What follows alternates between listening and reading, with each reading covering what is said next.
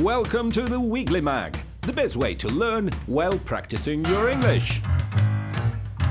Film directors Coll and Clara Roquet are here, and we're going to talk about women and film industry. We're cooking a very special fish and chips with chef Manny Alam, and Mathew Tree will be in our face-off, discussing with his first contender, Mario Xarxa. Stick around and give your English a try. Hello and welcome to the Weekly Mag, your new TV show 100% in English. As you've seen before in our summary, we've got one main goal today to help you with your English and, of course, talk to you about lots of interesting cultural events happening around you here in Catalonia. So let's keep your English running with some fun today, and we start with our first guest, Mark Broderick. Mark, thank you so much for coming today to the program. No problem. You're our first guest. Exciting. The first guest of the first Weekly Mag ever. A little bit nervous, to be honest. I hope that I'm able to carry it through. Yeah, well, me too, if that helps. Okay. Well, before we actually start, first things first, Mark, I would like you to tell us which is exactly your role in the program. My role, I guess, is a little bit undefined and defined at the same time. I guess I always grew up with an interest in other cultures, and I guess since living here, I always love comparing different things, different cultures with here, and I guess you could call me like Mr. Stereotype. Mr. Stereotype? Yeah, why not? Well, that sounds interesting. Yeah. Well, I'll try to call you that, but You can just call me Mark. Exactly. Mark is better. And also, before we actually start, tell me a little bit about your outfit. Is it really necessary in order to be a Mr. Comparison or Mr. Stereotype to wear this skirt? I thought it was necessary.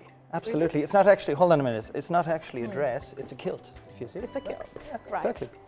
I thought it was necessary because I thought we're here to break down stereotypes. And people always ask me, they say, you're from Ireland, don't you guys wear kilts?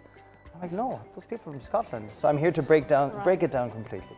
Well, you should be careful with this kilt because, you know, here in Barcelona, the weather changes a lot and you could catch a cold. That's true, right? I could catch a cold. I think you brought something today. A very special surprise, I did indeed. I brought a short little video of, well, just show you a little bit about what I'm about. Okay, let's see what this here and there is all about. They say that the television puts on a couple of extra kilos, so I think I'm going to head out and work out over here. What do you think, Danny? Yeah, I'm kidding. Only right. Let's check out over here in the kids section first.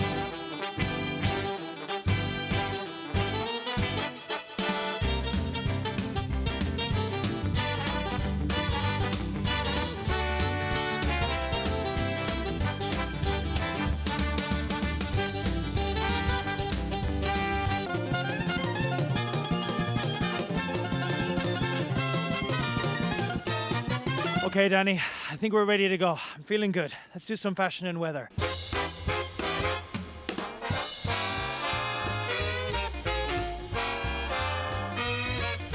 Tell us, what's the fashion like here in Barcelona? Well, everyone dresses as they want to. Fashion? Fashion? What is it? There is no fashion. Come si traduce cutre in Tacky. Tacky fashion here in Barcelona. Where are you from?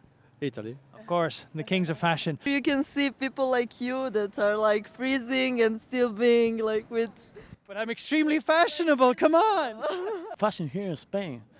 I don't know, man. I'm a surfer. I don't know nothing about fucking fashion. As we can see, socks and sandals are the latest fashion on the beaches of Barcelona. Yes. A typical fashion for an Israeli woman, what would it be? Heavy boots.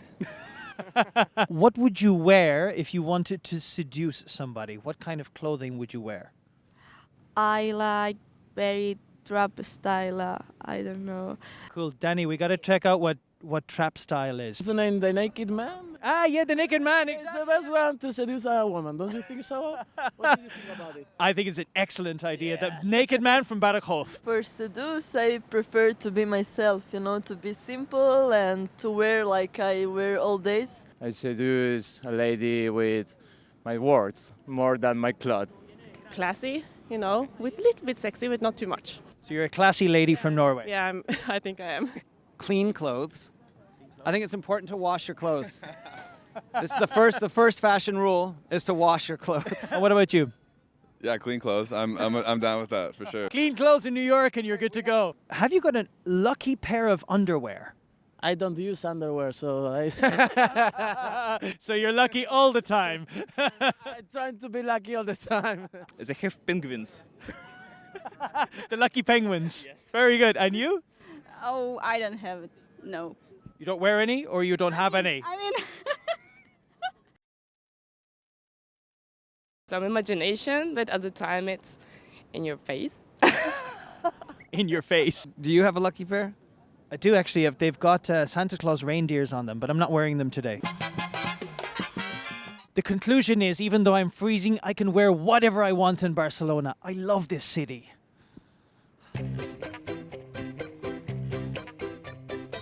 Wow, that was a really good job, I think. I loved it.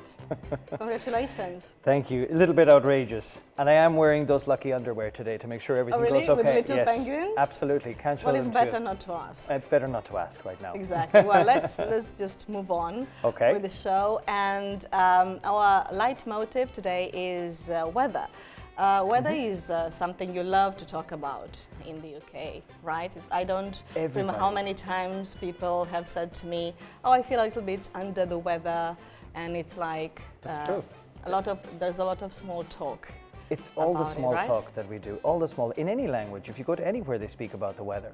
I mean, I guess that's why we're here, no? So let's, I mean, if you move to somewhere like Australia, no? And let's talk about weather and the way it can affect the way people dress and even the way people feel, right? Their personalities. That's true, absolutely.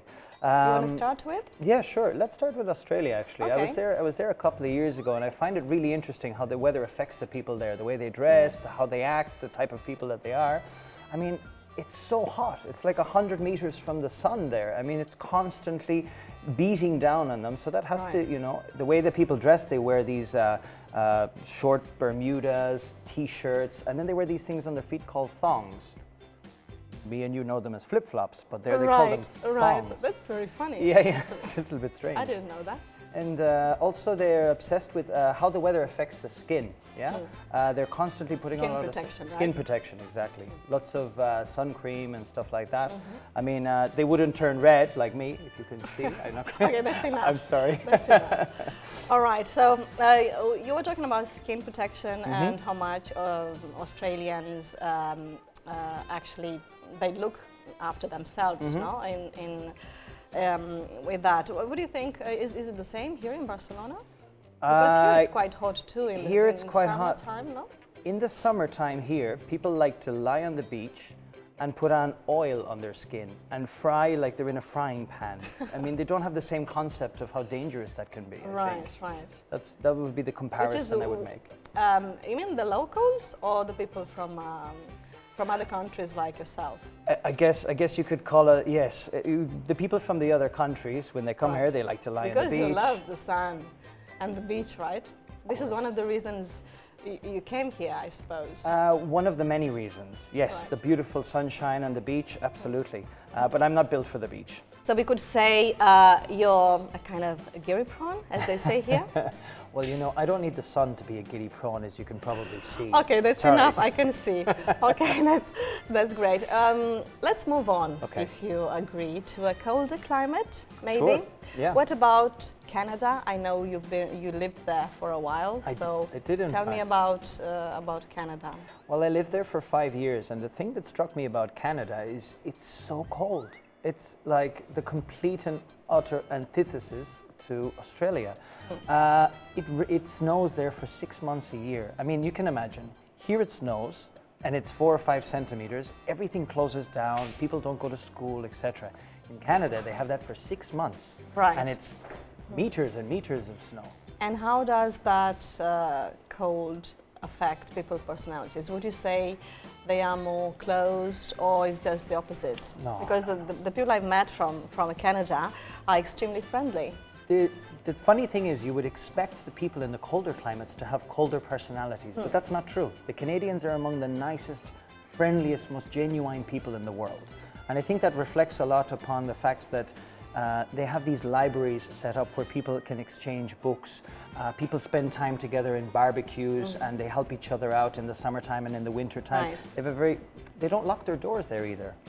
They leave their doors open. Oh, that's great. They trust everybody. That's good. Yeah. I'm a little bit curious about finding out about where you come from, Ireland, right? Tell me how, I know it's cold in Ireland as well. Tell me about the situation, how cold in Ireland affects people's personalities and the way they dress, fashion. Sure. Well, I'll give you a little bit of background. I come from a small town called Galway. Galway. Hi, Galway. Galway girl. Galway girl, Sheeran, like the song right. Ed Sheeran. He did a number really first. Famous place. So in Ireland, it's raining 360 days a year. It's wet, it's cold, and it's windy. Where I come from in the west of Ireland, it's so windy that the trees are like they're leaning back, relaxed, just waiting, Well, I know you, Mark. I know you're a bit exaggerating all the time. Just a bit. But from what you tell me, it's a little bit like in Figueres here in Catalonia. Also, there are famous places here as well, famous for the wind, no? What do you call that? Like the Tramuntana? The Tramuntana. I can't translate that, but does it make the people of Figueres go a little bit nuts, like the people in the west of Ireland? Well, I'm not sure I would say that. But it's true that sometimes wind can make people more irritable and snappy, maybe. Absolutely, I totally agree. Is that your case? So not in my case. Yes. So why did you move here? I moved here for work.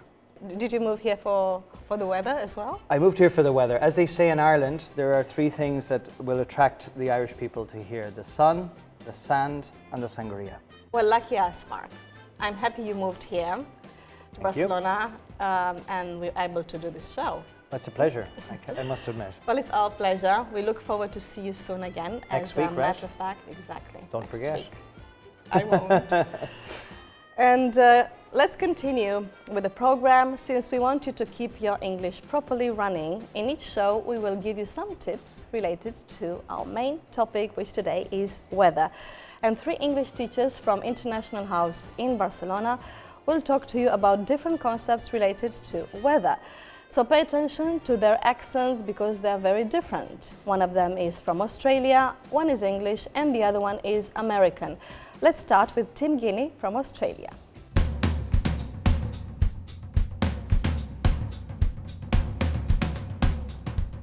Imagine you're in an elevator and you're in there with someone you don't know, but you don't want to be impolite, so what do you talk about? The weather. Let's imagine it's been raining, and I mean raining a lot. You could say, it's raining cats and dogs. Now, of course, cats and dogs aren't coming down from the sky. It's just an expression that we use in English to say it's raining heavily. Now, imagine the sun is coming out from out of the clouds and the weather is turning nice again. You could say, it's clearing up. Great, we've got good news, and maybe you heard on the radio that tomorrow the weather will be even better. You can say, they're calling for clear skies. You just shared some good news, and what better way to end a conversation than that? And now your elevator has arrived at its destination. See ya.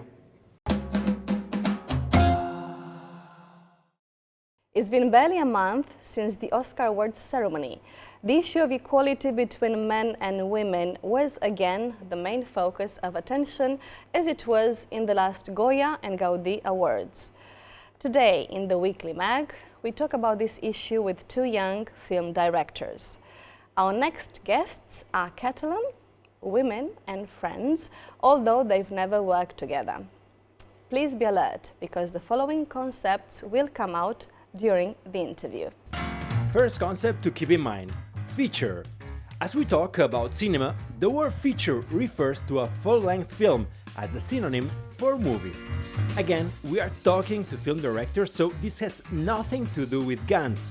Shooting refers to the action of filming or photographing a scene. Third, keep an eye on this expression, get carried away. It means losing self-control. If someone says, let's not get carried away, it's also saying, keep calm. And fourth concept to keep in mind, release.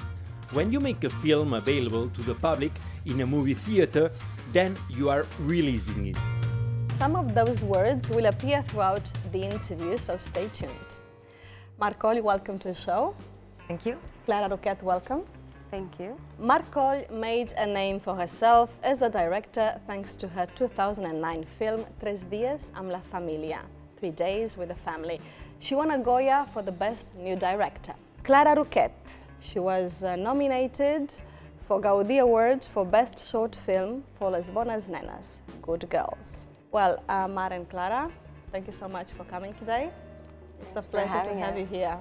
Are you used to being interviewed in English? No. I hope there's not going to be a problem with that. I do my best to express myself. So. Well, we really appreciate you came today. Well, as we said before, you are both young Catalan filmmakers and friends, right? Where did you both meet? While you were studying, or because you're from Vic, right? I'm or from near Vic. I mean, we've met a few times. We have a lot of friends in common. I feel like, you know, Catalonia is not that big, and a lot of us work together. And little by little, there's this community of women that, you know, we know each other, we support each other, we work together in different projects. So, you know, my director of photography worked on Mar's first feature, and we have a very good friend in common, Belén Funes, who's now going to direct her first feature. I am good friends with Carla Simón, and Mar helped her with her first. So there's this thing of like we're all kind of intertwined, and I think it's a very supportive atmosphere to which is a great thing. Yeah. We've met at lots of parties. Yes, exactly. Right. Well, you're here today to talk about your projects, your career in general. But before, I'd like to ask you, what do you think of this new issue of the idea that there is a boom of Catalan filmmakers, right? Do you really think there's a new wave of Catalan filmmakers? Do you feel part? Yeah, I think there are some evidence that there is a lot of women now. But I don't think a lot is a good word to describe it. Maybe there are more women than before. And That's I think it's good very news. positive, yeah. Yes. But still, it's far from being the same number of women directing as men, I think. Right. And it's weird that it happens here in Catalonia only. And I have a little bit of a theory for that. I think that that's because there are 2 big cinema schools here that are SCAC and Pompeu. And I think we represent each other. Yeah. And I think it's because in university there is equality, because women don't have to fight to access to production. It's just because you study there, you can produce your short films, and so it's not. You don't have to. I don't know. You don't have to finance your projects. You just have access to production equally, like men. You know. And that's why I think there are some this new wave, as you said, of women directing. I like this theory. I think there's a lot of truth to that. Do you think that we should, just,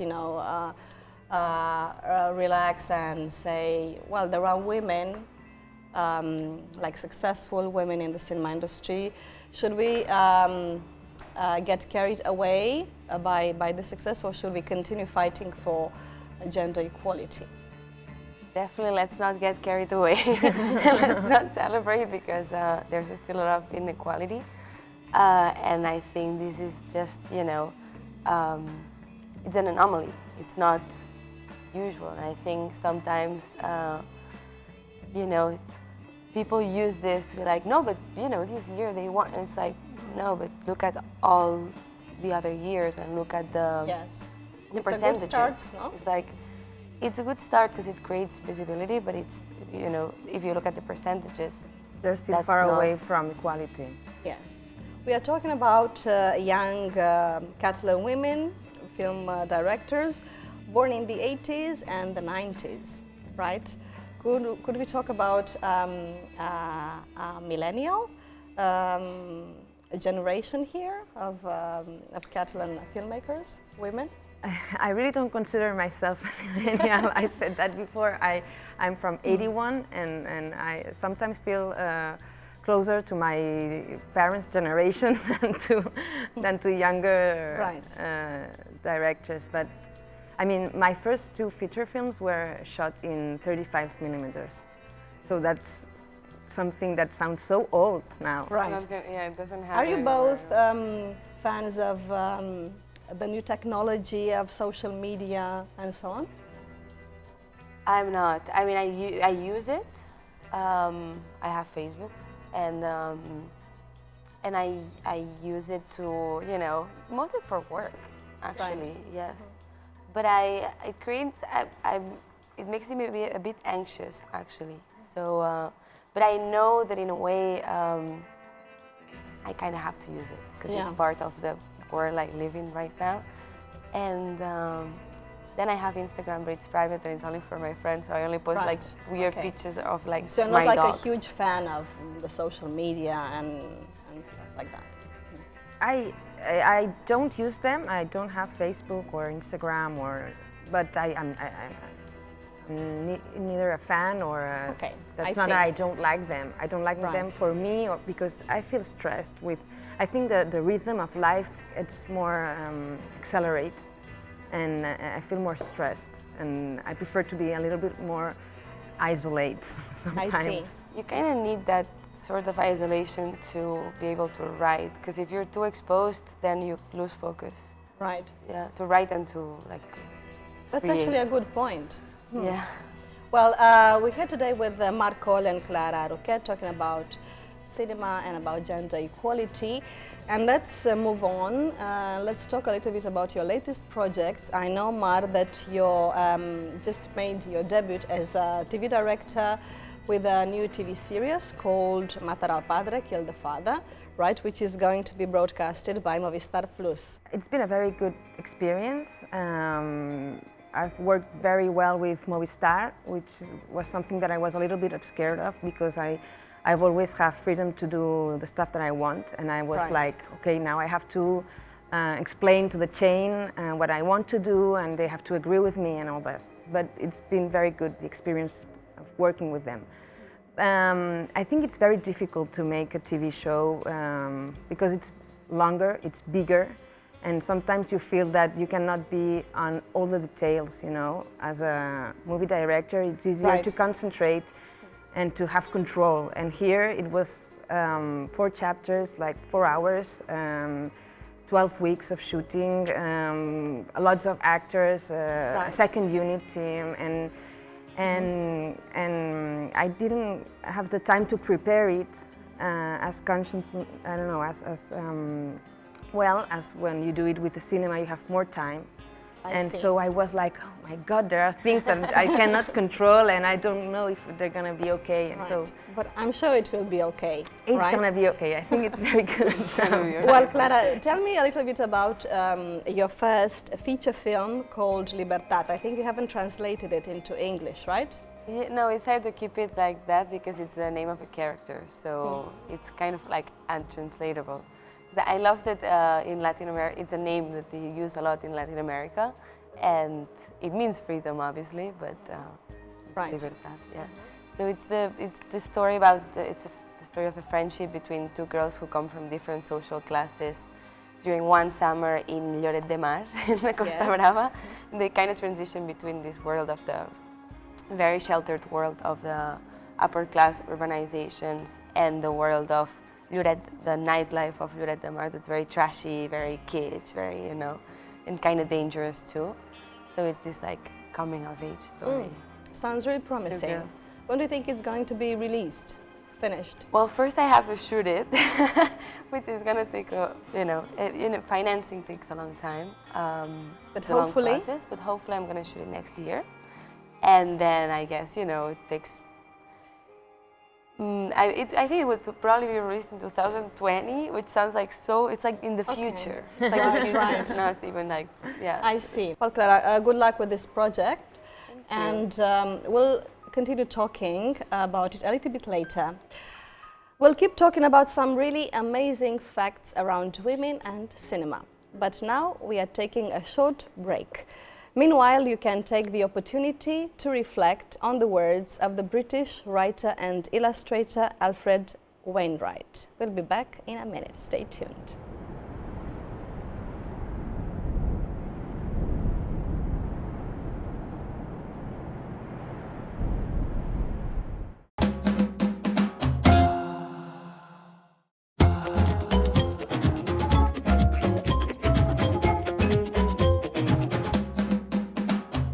Hello again, we're back in the Weekly Mag, your TV show in English, and we have a lot of things to share with you today. We are today in the company of two interesting young filmmakers, Coll and Clara Roquet, and we're joined by Marta Salicru, our special collaborator, who is going to talk to us today about what, Marta? Hello, Marcela. Hi, good to see you. I wanted to start with a little quiz for all of you. I guess that we kind of all know that who were the first filmmakers. We always talk about the Lumiere brothers and their film The Gardener. But I want to ask you if you know who was the director of the first fiction film ever in history. Wow. Okay. Well, they must know because they studied it. Sound like Alice Guy, no? Yeah, exactly. Well, the thing is that she was a woman. We always thought maybe that the first filmmakers were men. Well, no. The first director of a fiction film was Alice Guy Blaché. And well, the film is this one that we are seeing here. It's La Fée aux Choux, the Fairy of the Cabbages, and it's about a fairy that collects babies from cabbages. Well, an interesting topic.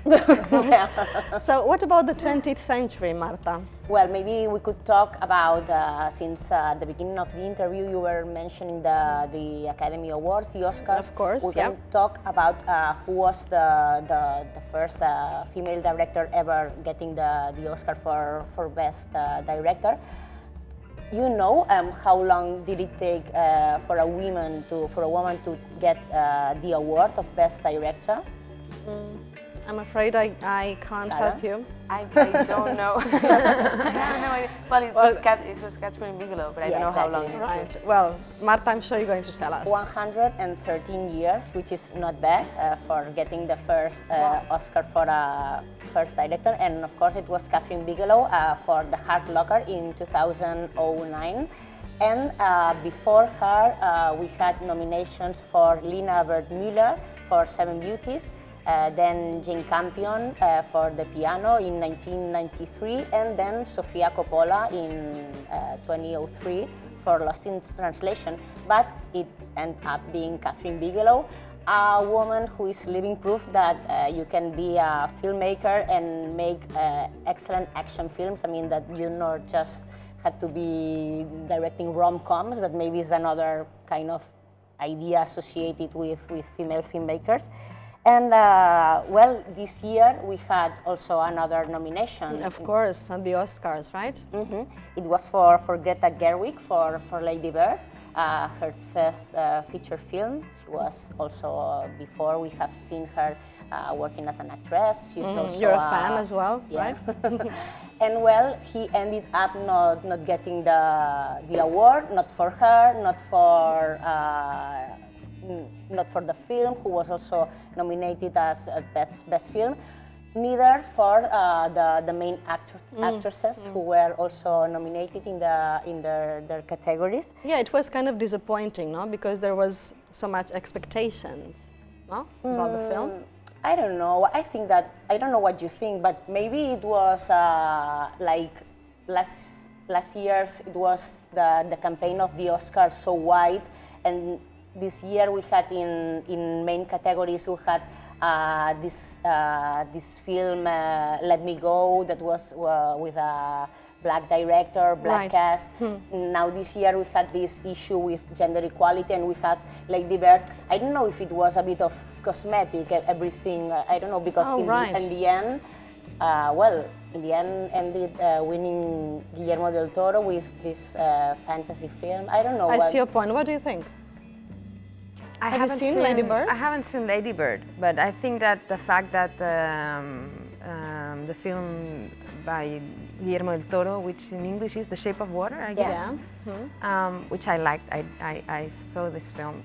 Right. I think it has all the topics to win this year with this main character, which is deaf. No, she's mute. Yeah, mute, exactly. She's mute and she has no voice. She's a female, she has no voice. She's a cleaning lady.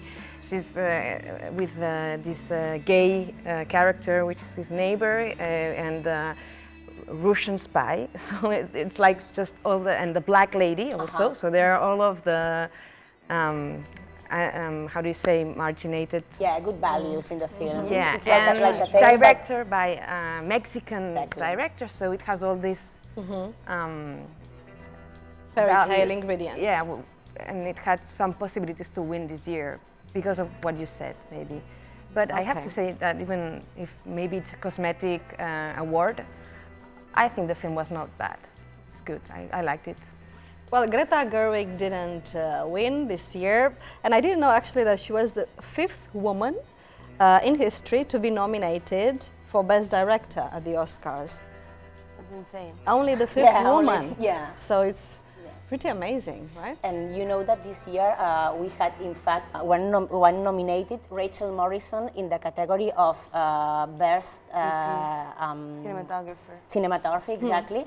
And it was the first time that a woman was nominated in this category. In fact, cinematography was the last category to nominate a woman ever. So now, okay, now we can keep on. In Spain, it hasn't happened, I think. There has never been a cinematographer, a female cinematographer nominated. It's so crazy, and it's funny because we both work with female cinematographers, and which is really uncommon. Like there are not a lot of female cinematographers. They're the ones that work.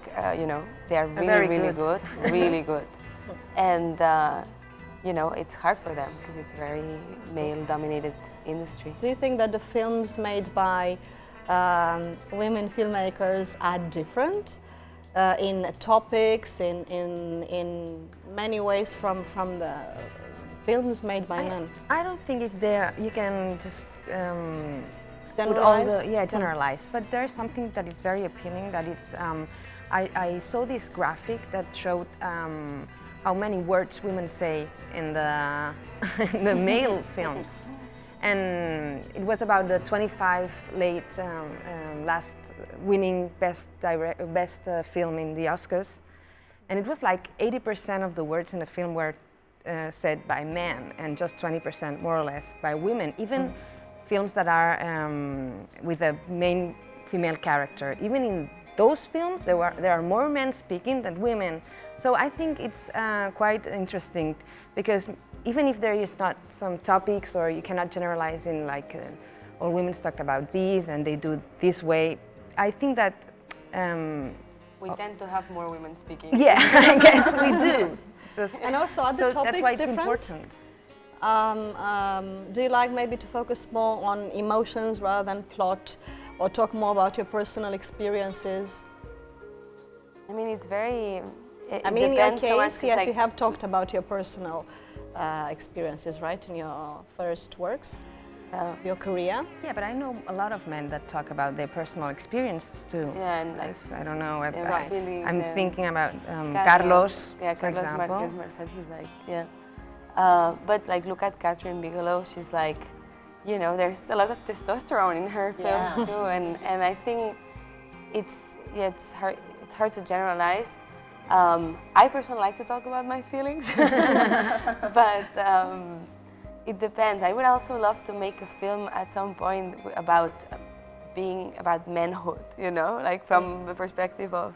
Right. So I think we have to allow women to tell all the stories they want to tell, no matter what, without, you know, being like women should tell this kind of stories. I think that's very important. For example, me, I tend to construct the gender in a way a little bit different, I think, that men do.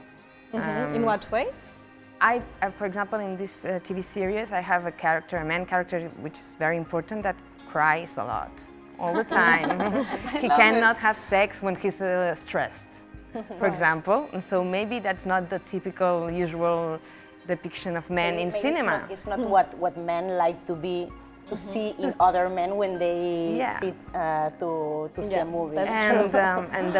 One of the women is very classical, but the other one is just very rude, and she's very violent. So there is a little bit of inversion in the roles of classical gender roles, and I think that's because as a woman I see it this way. I don't know why. Maybe so. That's why it's so important that women can also participate, because even if it's not like all women like to talk about feelings, or women like to talk about personal experiences, I think the vision of women is a little bit different in gender construction, for example, than the vision of men.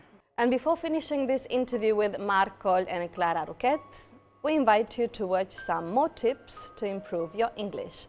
The time has come for our second English teacher. She's from Wales and her name is Rosie Griffin.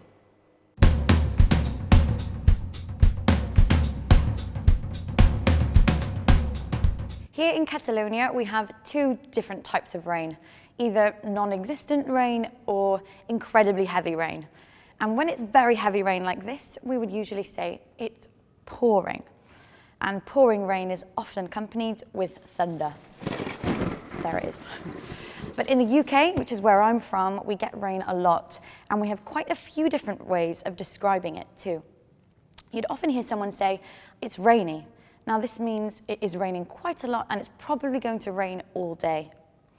But what about the rain which stops and starts and stops and starts again?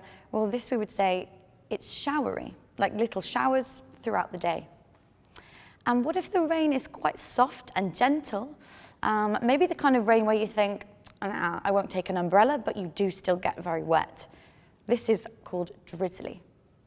I actually personally quite like rainy days because, I mean, we need it for things to grow, and it's the day for the readers or YouTubers. See you soon. So tell me, Mara and Clara, do you like it when it rains? Not particularly. I love it. Maybe don't. it sounds strange, but I just love rain. For me, it's very depressing but it's okay. I always think that it has to rain because plants it's too dry need it here. And so on. What about your films? What's the weather like in your films? Yeah, for the TV series, this time I've shot my first rain scenes, and there were quite a few of them. And it was very fun, but also very stressing, because when it rains, it means that it's cloudy. So there can't be sun. And here in Barcelona, as you know, it's always very sunny. So you have to wait until the sun gets besides a building or down, and you have a very little time to shoot. And it's very stressing. What about you, Clara? I've shot with fog. I shot my first short film in Vic, and it's really foggy. Oh yeah, so you don't have a problem with that. That's easy. It was right? like so foggy, and it's beautiful. Fog is beautiful in film. But I've never shot with rain. There was a moment when it was raining and it wasn't supposed to rain, and that was really annoying because we were shooting outdoors, and it was like we had to stop during my second short film. But I would like to try, even though it does sound stressful. Okay, well, Coll and Clara Roquet, thank you so much for coming to the show today. It's been a pleasure. Good luck with all your projects, and hope to see you again soon. Thank you. Thanks for having us. And thank you so much, Marta Salicru, for coming. See you next week, right? Okay. See you. And after the interview, many more things. Let's move forward this weekly mag. In just a few minutes, the Icelandic musician Haldor tells us about his new book and about an extraordinary bicycle he had as a child. Wait and see. Exactly. In a few minutes, Haldor will be with us to present his new album, Memories. And today, we also have an exciting debate between two writers, Mathew Tree and Marius Serra. That will be in a few minutes. But before, you know, there are lots of people from everywhere in the world who either for work, for pleasure, or for other reasons have settled here in Catalonia. We want to know them and also their everyday lives. And we'll do it in a special section called Portraits. Our first portrait today is dedicated to an Italian journalist very committed to human rights. She's young, she's very professional, and she has a very clear opinion on one of the issues we have discussed in the interview with Coll and Clara Roquet before, the question of equal opportunities. Check it out.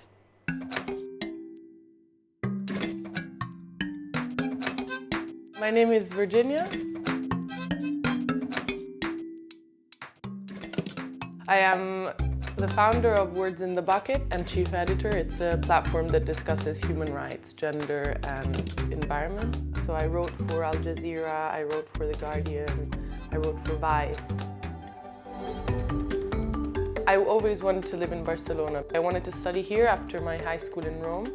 I was thinking of coming here, and then I ended up in London, but like Barcelona was always on my mind. So in the end, after 1 year in Norway, I decided to come here and see what happened.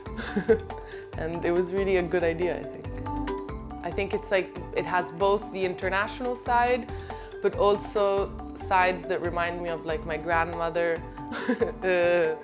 or like of Italian traditions.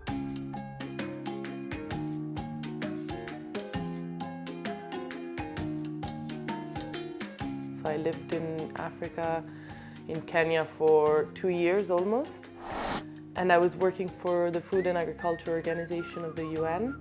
My focus in Kenya was very sort of development-based, and I wanted to go more into like campaigning and communication. And the idea of Words in the Bucket came from the English saying that says, that's a drop in a bucket.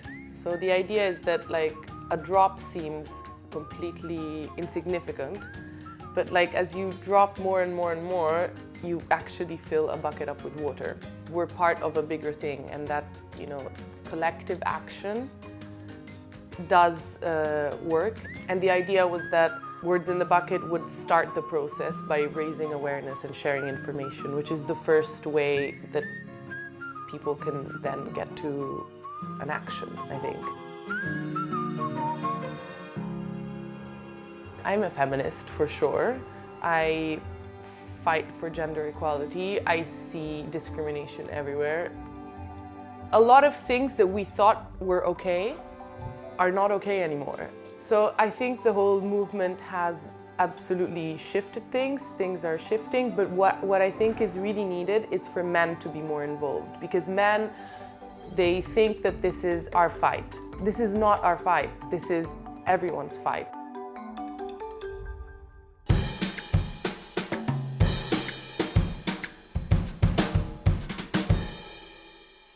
Forget about diet, eat fish and chips. This is the main idea behind a business created in Barcelona a few years ago, the Fish and Chips Shop.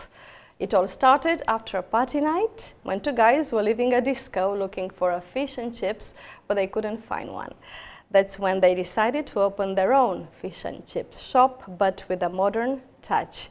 Grab pen and paper and take note. These are the main ingredients of the recipe.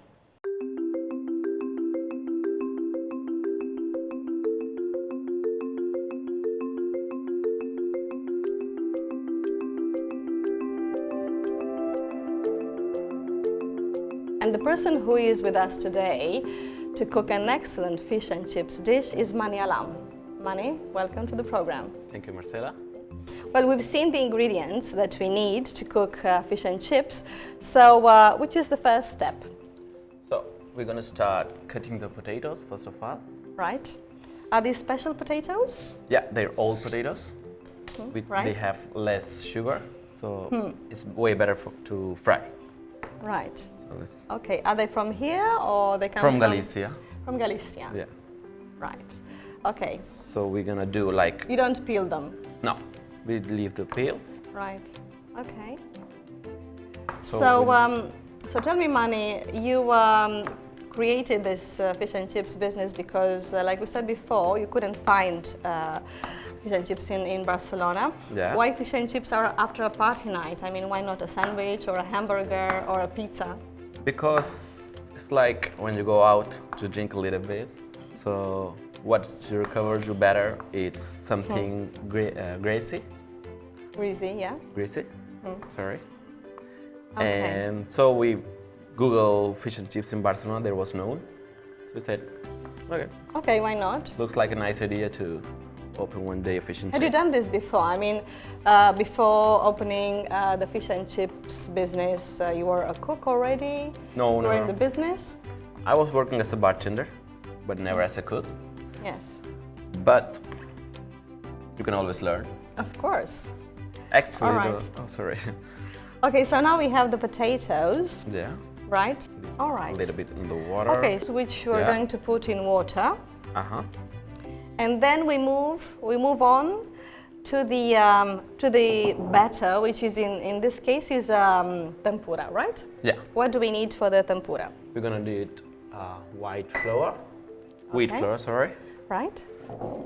A little bit a beer. A beer? Yeah. Yes. So it makes it more crispier, the butter. Right. Yeah. Just beer or beer and water? And also water.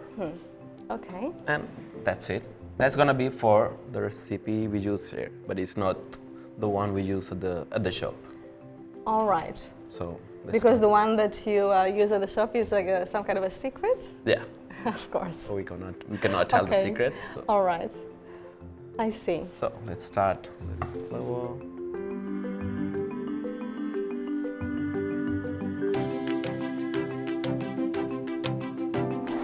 So we got the potatoes, we've got the batter, in this case the tempura, and then, well, there's just one ingredient left, which is the fish. Yeah. Okay. What kind of fish do you use?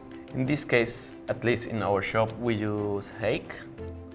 But normally in UK, you will use cod fish, haddock, or maybe some other fishes. You could try. Normally a white fish. A white fish, I see. What we do in our case is we mix a little bit our roots. My brother and me, we are from Pakistan. Yes. So obviously we use more curries, more... Okay. So you give it this exotic touch, right? Yeah. More spices. Where from in Pakistan? Lahore. Just like the biggest city in Pakistan.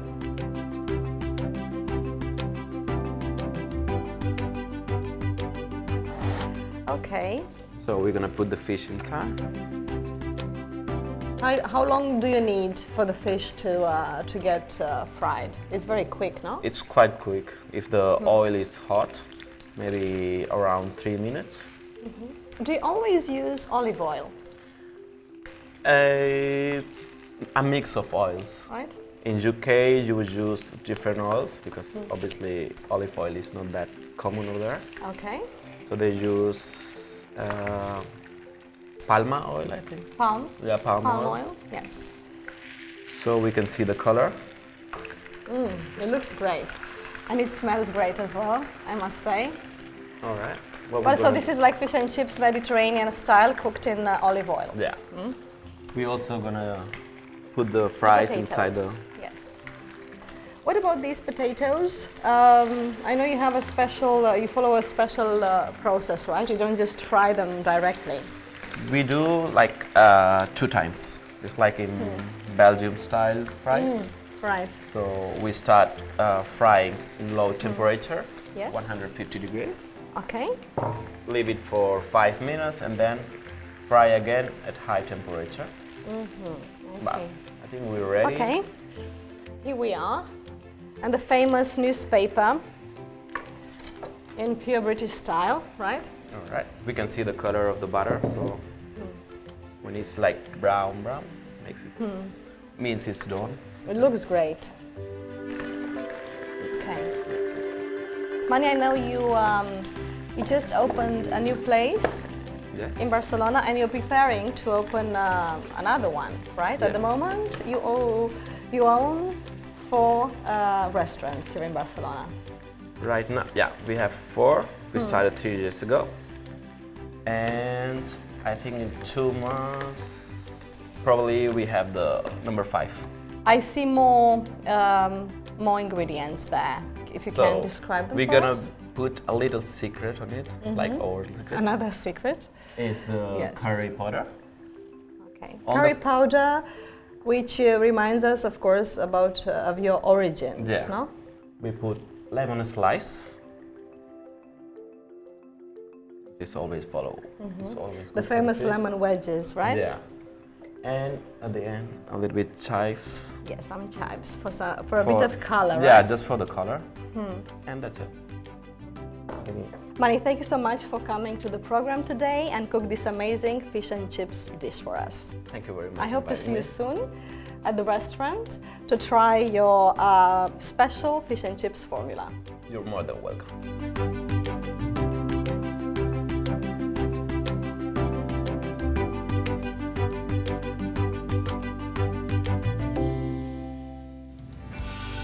Avui un dia feliç, aprofitem-ho. Potser demà serà un dia gris. And we continue with our interview with a musician. If you did not see him, you might think he's from anywhere in Catalonia because he sings with a perfect Catalan accent. But actually, he's from Iceland. His name is Haldor Mar, and he is here today to present his new album named Memories Records. Haldor, it's a pleasure to have you here today. It's a pleasure to be here. Thank you for coming. I know you're very busy at the moment. Yes, but I could make a small moment in my agenda to Well, come. that's good. Well, you became popular 3 years ago, I think, with the album Winds, Yes. in which you adapted famous Catalan songs, the Catalan nouvelle chanson, into English. Yeah, una nova cançó. Right? Yeah. Exactly. True. So this time in Records, Memories, you actually it's the first time you've composed in Catalan. You've composed before in Spanish and English, and now it's the first time in Catalan. How do you feel about that? Yeah, really nice. It was a challenge, I have to say. It was something new that I'd never done before, and always when you have something new in front of you, you got to take a deep breath and see how it goes. And of course, the reason why I did it is especially because when I recorded the other album, the Winds album, you didn't know how the reaction would be, if the people would be, would like it or not. You mean the people from here, right? Yeah, the people from here, of course, that, they're used to the songs in Catalan and what's this guy doing singing them in English, But the reaction was really, really good, and everyone was really happy and enjoyed the album, and they, made every time I went to a show or a concert, played the songs, and you got people coming up to you, and like I had a whole line of people coming up to sign the CDs, and they're all really, I was like overwhelmed, a little bit because of the reaction, and so it's kind of like my way of showing how grateful I am of the reaction of the people, how well they took the album. So I decided to maybe I could give this to the Catalan public, to the Catalan audience, songs in Catalan from me as a kind of a thank you gift. Okay. And apart from that, what inspired you to do records in terms of the inspiration for the songs? I mean. Yeah. Well, as a musician, you're always. If you're a musician, an active musician, you're always composing something. I always got songs coming up, And but in this particular time, a lot of change is coming up. There's a lot of things happened in my life, and so a lot of lyrics talk about that. And also it was a kind of a moment that I had to look back into my past and my childhood in a small town in Iceland, and so. I thought, some songs kind of asked for these lyrics, and a few of the songs are kind of like that, like memories from my childhood, or kind of like what's been going on in my life these past 3 years after Winds came out. I wanted to release it before. I had the CD prepared in summer of 2016. It was when we recorded it, so. But we decided to wait a little more to release it, so we released it last year, 2017. But so you know, when you say that, you're also talking about things that happened to you after wins. What happened? well, a lot of things changed. You know, you got. I've been playing in bars and releasing CDs and not getting a lot of attention. You know, it's hard to reach out, no? And so you kind of, you know. You got to stop and think, wow, what's going on? And so there's like a passage, for example. Sometimes you need to stop and walk about and just think through what you're going to do, how is this going to go, where is this going to go, and so stuff like that, you know. I see. But most of the inspiration would be something like that, things from my past. But some of the songs are just inspirations, like not about the you. Inspiration of the moment, right? Yeah. And talking about the past and your childhood, we prepared something for you here, and I don't know if they remind you of something that maybe inspired some of the songs on your new album. Yeah, well, a lot of things in my head. Well, it's like the song Un Dia Feliz, a happy day. Kind of reminds me of my childhood when you're out there playing with someone, having fun with your friends or with your family. But also I thought about my own kids, no, when I've got them. But because you've got 3 kids, right? I've got 3 kids, yeah, and it's kind of like a song for them. And you also teach kids. I also teach. I've been teaching for many years. Yeah. How to play the guitar. Here in Barcelona, right? Yeah. But I see you got kind of bicycles around here. That reminds me of my bike that I had once when I was a kid in a small town called Hella in Iceland, and I had this really cool bike, which was a bicycle, but it would look like a motorcycle. So that was like my favorite object at that moment, and it was I love that bike. We wanted to get one today, a similar one today, but we couldn't find it. So. Yeah. I still got like photo where I'm right there, really happy, you know, sitting on it, and I remember, you know, in Iceland, in a small town, I went everywhere on the bike, of course. Right. Let's go on talking about Records, your new album. It's going to be presented soon, actually, in April. 12th of April in the Bikini, in Sala Bikini here in Barcelona, in Diagonal, which where the La Illa is. And you can all, at 8:30 we'll start. We'll be playing with Pribit. We'll be playing before, and then we'll be presenting the album there. It's part of the Circuit Festival, right? Circuit Festival, right? Correct. Well, you're from Iceland. You came here in Barcelona a while ago, actually, 30 years ago. 25 years 25. ago. 25, yeah. Right. 93.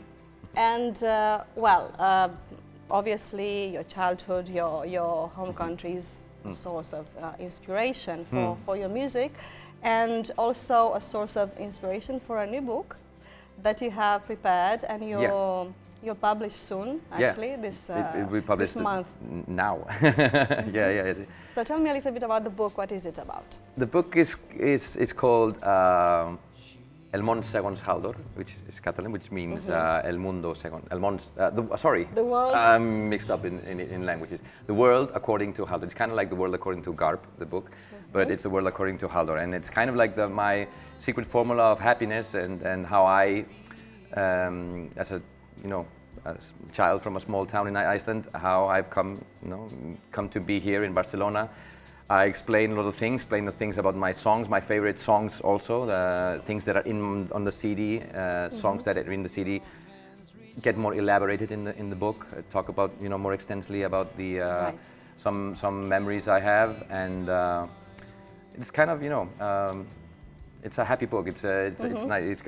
It's even got drawings and everything, so it's an easy lecture book. Well, Haldor, as you know, you're the first musician in our new TV show, The Weekly Mag, and you're also the first one to sing something for us. You came prepared today to sing. What are you going to play? I did. I've come here to play. I brought my guitar to play one of the versions we did also for the. We didn't do it for the Winds album, but we did it for the concert because we needed a little more songs to fill up the concerts, and so I decided to add another song by Lluís Llach. Vale? Right. Right. And which is? What? The name of the song? The name will be I Wish Us Luck. Jag tänker I'm sorry. Yes. Well, I hope you also have the best of luck with the new album, Haldor. Thank you. Thank you for coming today. You're welcome. And good luck with all your projects. Thank you. While Haldor Mar is preparing on stage, we suggest you a few more English tips. Our third English teacher comes from California and his name is Jan Nicholson. He'll teach us some sayings. Pay attention to his accent and take careful note.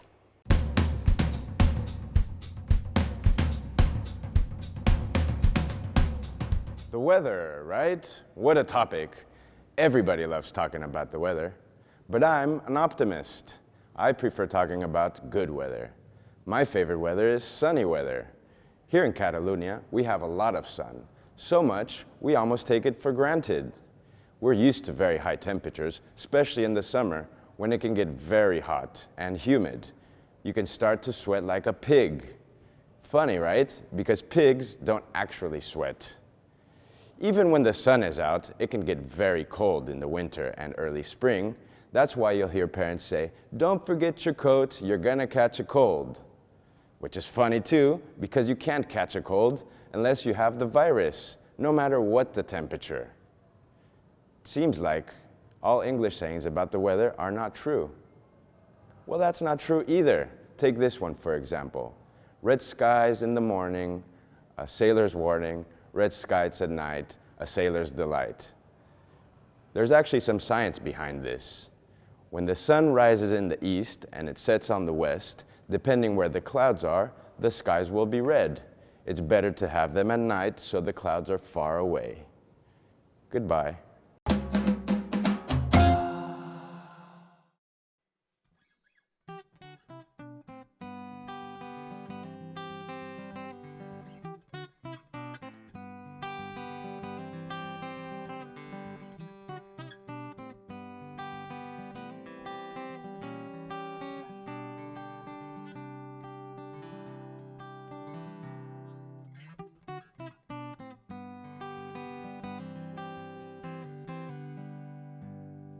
You say goodbye. Let it be on a clean and bright day, with nothing to stop all the birds singing the harmonies. I wish you luck and hope you'll find all that you never had with me.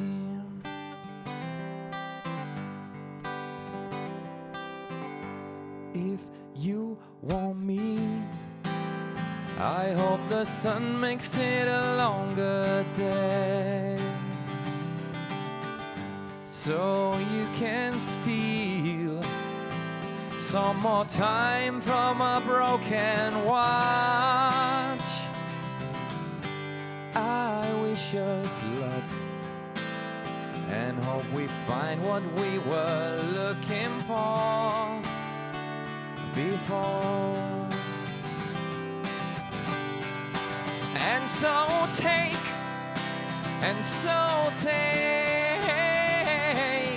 all the fruit you get all the way, 'cause you're writing your own history. It's your life. 'Cause tomorrow, yes, tomorrow, there's no way to know what you'll have. Through the mist, you must keep going strong. Carry on.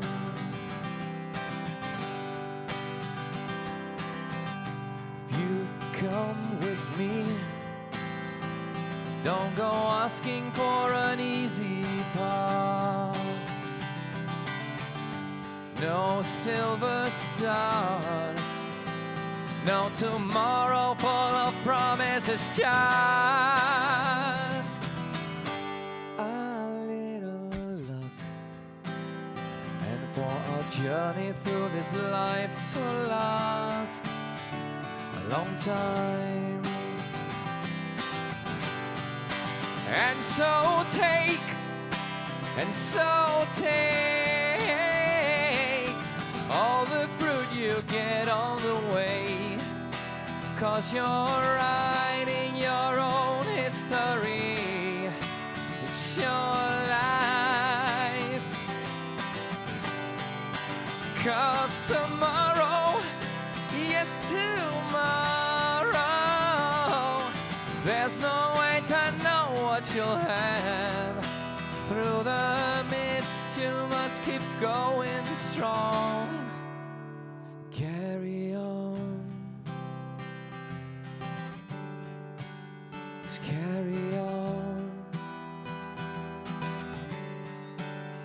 Carry on. Carry on.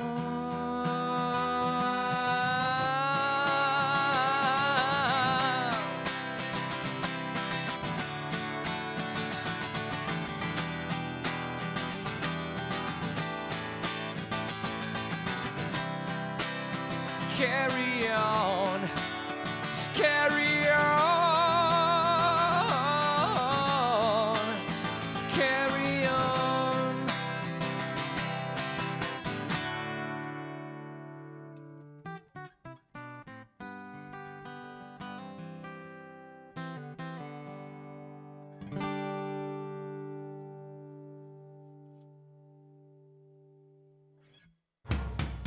In a few moments, you will witness a fantastic duel. Mathew Tree faces a very tough opponent, Xarxa. Our face-off is about to start.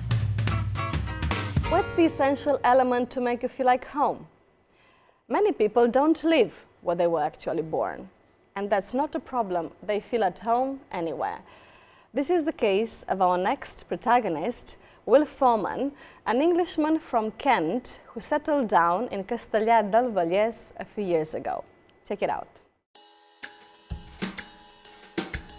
This is Castellar del Vallès and I'm Will Foreman.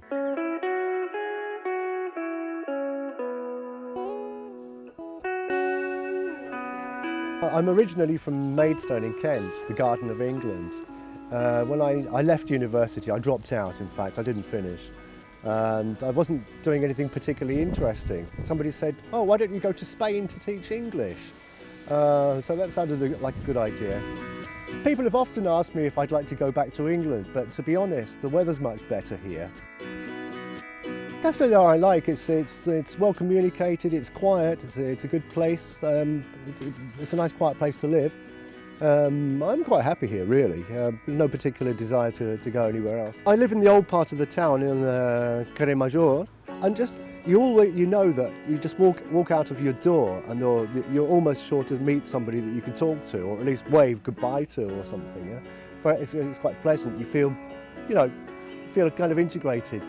And the Plaza Major it can be very nice as well. They have lots of use it for concerts. We also use the council building here for concerts in the summer, and lots and lots of people. It's a really good atmosphere. It's a really good thing to be out walking. So this is ideal. It's a really calm place. Alera de Patascos, which is up at the top of the village, is where the last houses are. There's just a few houses up there. There's a kind of a strange feeling of power to the place because you're very high up, but you're also very close to where people actually live. And it's often windy there as well, and the view is spectacular because it's not particularly spectacular, but it's just that you get 360 degrees, which again is, like I said, I like these open spaces. But the place actually, there is some kind of power there that you know these places that you go to sometimes and they're just uplifting.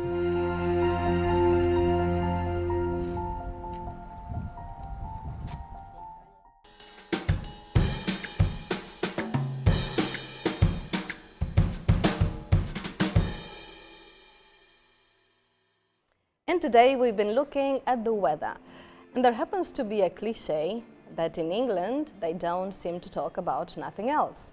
Well, today in our regular section Face Off, two people are going to talk about England without mentioning the weather at all. On one hand, we have the Catalan writer Mathew Tree, whose latest book, La Novela de Sant Jordi, has just been published. Marius, thank you so much for coming to the program today. Thank you for inviting me. It's a pleasure to have you here. Well, Marius, do you really think your book is going to be the novel for this year's Sant Jordi? Why not? But the fact is, this is a sort of ironical title, because Sant Jordi is a very nice feast, which I love, but it's been growing up so much that now everybody wants to have best-selling books. So with this sort of crime novel that I have written down, in which I kill lots of great authors in Barcelona, I try to get a sort of parody or ironical title. But if it is the novel of Sant Jordi, I will be very happy. Yes, well, I hope it will be. I heard that it also reveals certain unknown aspects about the Sant Jordi celebration and also about the publishing world. Yeah, I've been publishing books for 30 years now. I started very young. Quite a long time. My first book was when I was 24, so it's 30 years now. I have seen a sort of evolution of this industry here. And I think there are, well, when you love something, as I do, you can criticize better.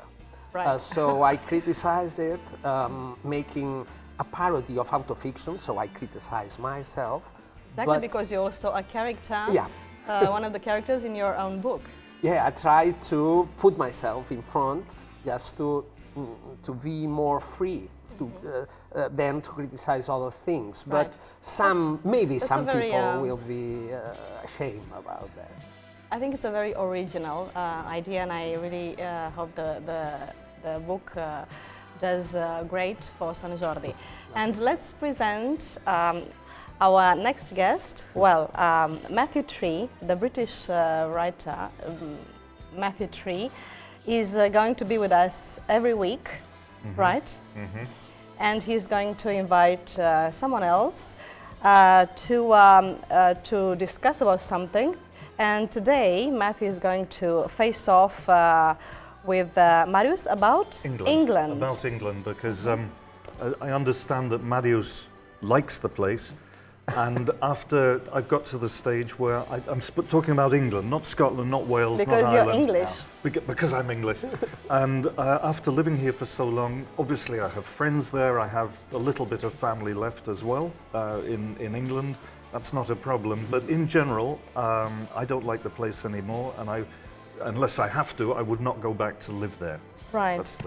Well, that's a bit, I don't know, original, no? That's an original, perspective or attitude. And why is it that you don't like England anymore? Well, it's not for any of the topical reasons, you know, like you mentioned the weather. Well, yes, the weather is lousy in England, you know, the food is even worse, public transport is ridiculously expensive. These are all topics about England. But for me, it's actually something more difficult to define. It's like when I go there, in general, I'm generalizing, I have the feeling that there's a kind of attitude of superiority in England that I remember from when I was a child, that in general, English people think that England is where everything is done properly.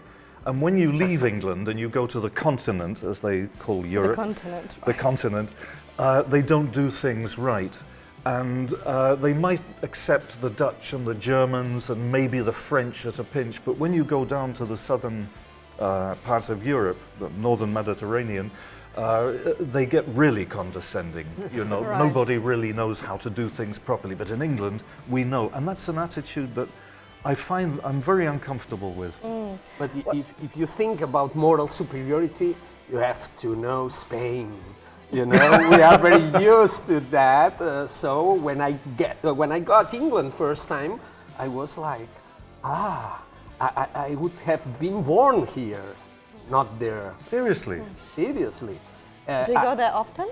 Well, not now, but I used to, because when I was a student, I used to go there every single summer just to get immersion into English language, which I love.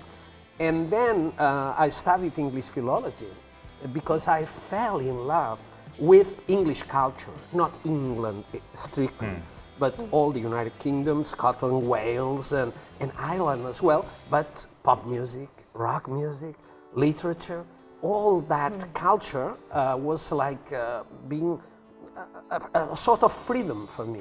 I went to London to buy my first music LPs, and I came back here, and that was like, wow, that was really another world. Okay, the music, yes, there is. I do like some of the music, but I don't think. Well, even when it comes to writing, you know, the literature, all my life I've found American writers much more accessible. I'm talking about contemporary writers, much more accessible, and in a way more alive and more interesting, and the way they write is more flexible than English writers, who've always seemed to me to sort of, you know, to have something up their bottoms every time they write. You know, everything is sort of, because there is this whole class thing in Britain. You know, it's probably the only country in Europe where just by listening to someone's accent, you can tell what social class they're from. That's the idea. Pygmalion is Pygmalion, exactly. Well, but I would say, some of this superiority I perceive as an ironic point of view. It's a country of, it's Monty Python's country. Right. You see the good side of it. Yeah, the good side of life, right? But when England or all Great Britain got isolated for a great storm from Europe, the Times first page made a very big title, which is very famous: Europe isolated.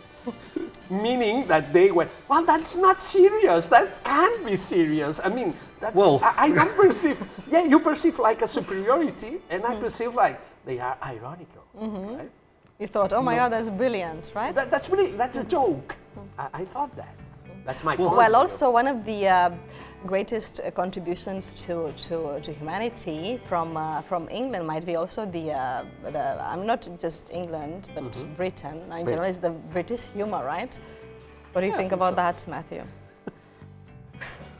Yeah, okay, the humor is quite funny when it when it attacks itself. But the problem is when they do something serious, that's when look at the way they dealt with Scotland, for example. You know, it was like, here we're a democracy, we give them a referendum for their independence, but then to stop them voting in favor of independence, they offer them absolutely everything, you know, everything they can think of. They offer, you can have this, that, and the other if you stay in England, and then they vote no, to stay in England, in other words, no to independence, and then the English don't give them anything. And I agree, but I protest as a Catalan because I would be very happy if Spain would have the minimum attitude like England for this referendum. You can't imagine. I mean, we are in a very worst world. Well, let's move on and talk about other topics. Other contributions that English brought to humanity, like good ones or bad ones. Well, Marius would have to explain the Beatles and Rollings. Beatles and Rolling Stones, which are, I mean, like yin and yang. All music. I think we can agree that the thing is that sometimes some Celtic music or some popular music, which is not English in the root, have been by British or by Anglophone culture been expanded all over the world, and it has been very influent in the 20th century. And I started studying English philology because of music, because I would like to understand that world, and I would like to be one of them, not a rock star, but a pop culture. I think his arguments are pretty good. What do you think? But we need to remember, is that I think that's the bell. Already? I was just about to explain how most English rock music actually comes from Black America. Well, maybe next time, maybe. Yeah, okay, we next can time. continue the conversation next time. All right. Well, as the judge of this confrontation, I'm supposed to decide who is the winner today. And judging by the dialectical match and basing my criteria on the passion of his arguments, I would say that the winner today is Marius. Thank you so much.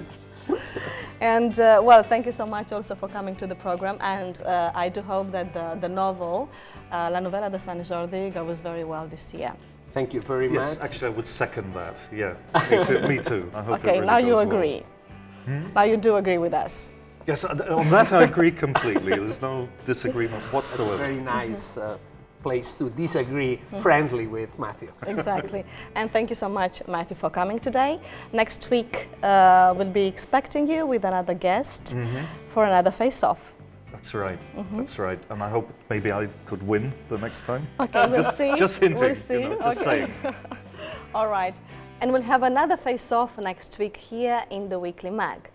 Today we say goodbye with a quote by the British philosopher Alan Watts. And remember to keep your English running. Goodbye.